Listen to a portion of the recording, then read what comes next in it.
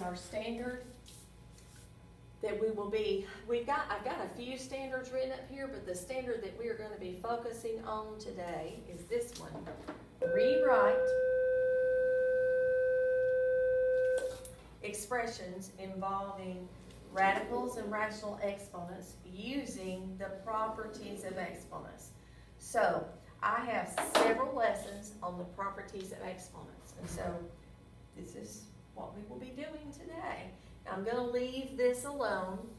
This is on the notes that are on your online classroom.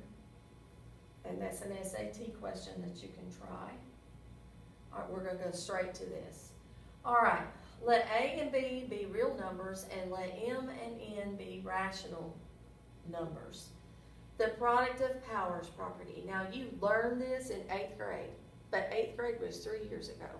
So we're going to review 8th grade standards. Teachers, if you would, please check your email in regards to our meeting at 1 o'clock today.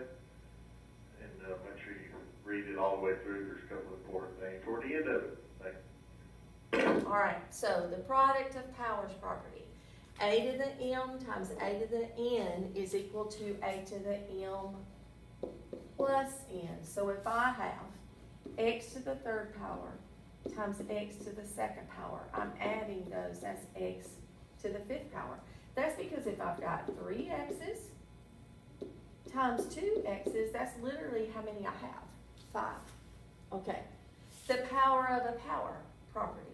What that says is if I have a to the m to the n power, I'm going to multiply those.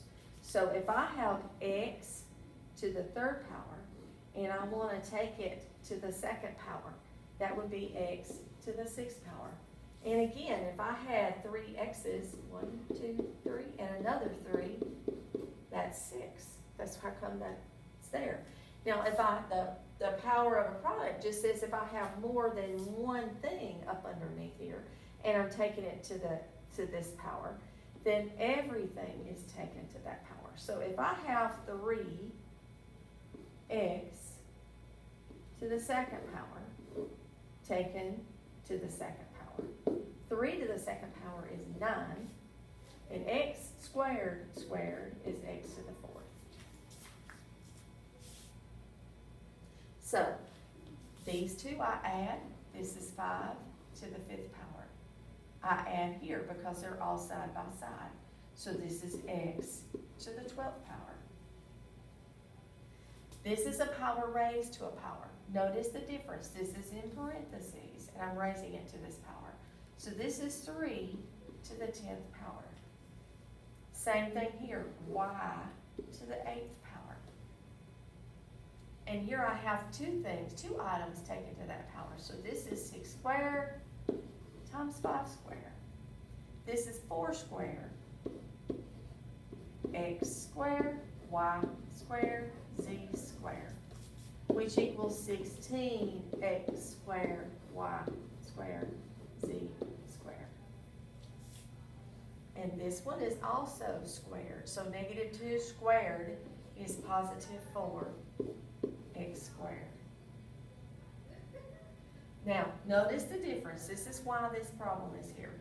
See how this negative sign is included in the parentheses? That means -2 times -2. That's why I made it positive 4.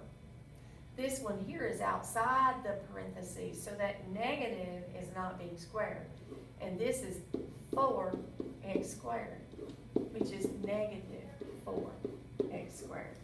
And then this one, 4 taken to the third power, x squared taken to the third power, and then y to the third power. You multiply these two to get that 6, times x to the fifth. We're combining things now. 4 to the third power is 64. X to the 6th times x to the 5th. This is when we add. I'm sorry about all the interruptions in this video. And then y to the third.